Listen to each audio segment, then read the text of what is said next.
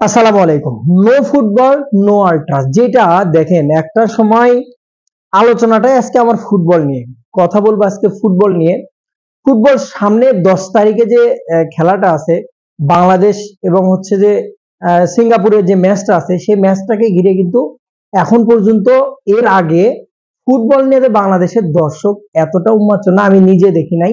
যে মানুষগুলো ফাহমিদুলকে নেওয়ার জন্য, ফাহমিদুলকে দলে বেরানোর জন্য রোদ বৃষ্টি ঝড় অপেক্ষা করে বাফুফের সামনে যারা মিটিং করেছে, যারা আন্দোলন করেছে, যারা তাদের টিকিট নাই, মানে সিন্ডিকেট মারানের ফুটদের কবে সজাগ হবে? সিন্ডিকেটের লেভেলটা কত লেভেলে গেছে?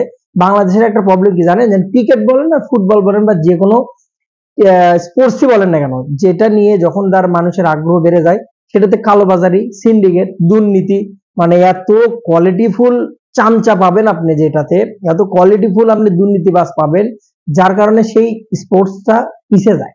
এই সিন্ডিকেটের কারণে কিন্তু ফুটবলটা পিছিয়ে যাবে। বর্তমানে যে ফুটবল ভাই, একটা সময় ডেকে ডেকে সাত্তারে মজনু এ সুমান আয় ভাই একটু ফুটবল খেলা দেখে না, ফ্রি গেট খোলা ছিল। গেট, ফুটবল স্টেডিয়ামের গেটটা সবসময় খোলা ছিল।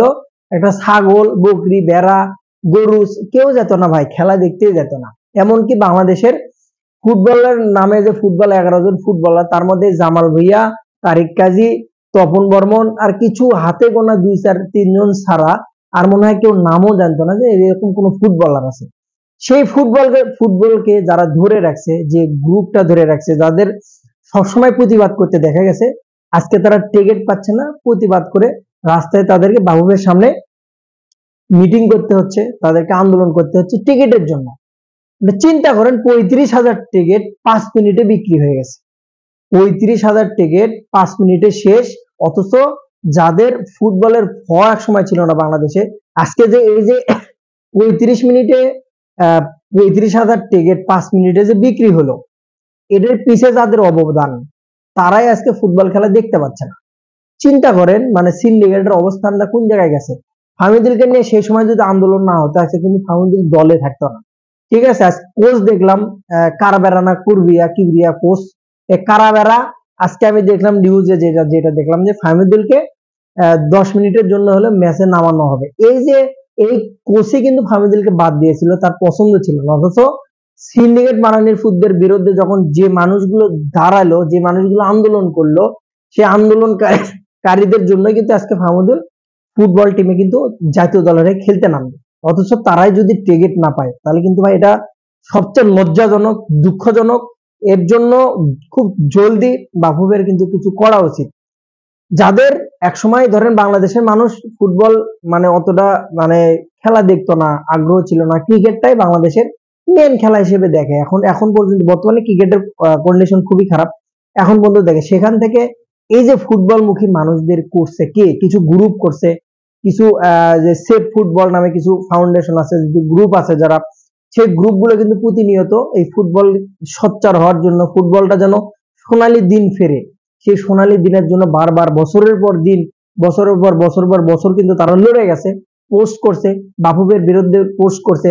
সালা কাকা তো মনে করেন ফোন মারে দেখেছে ফুটবলে, সেটা থেকে ঘুরে দাঁড়াচ্ছে ফুটবলটা সবে মাত্র। সেখানে সে যদি সিন্ডিকেট মারানের ফুটরা যদি এরকম ভাবে, এরকম কন্ডিশনে টিকিট নিয়ে যদি এরকম করে, মানুষ কিন্তু এর থেকে মুখ ফিরিয়ে নেবে।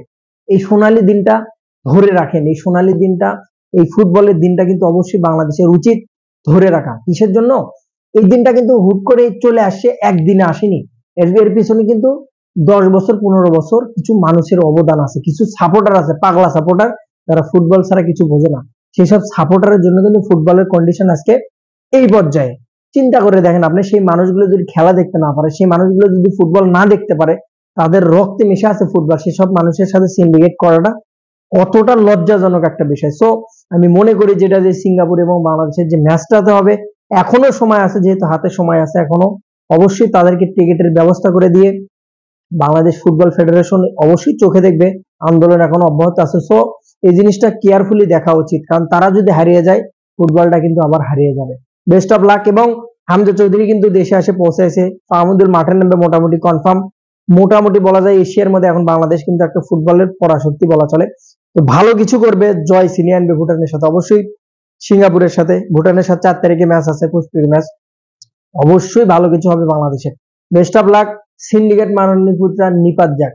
সালাম আলাইকুম।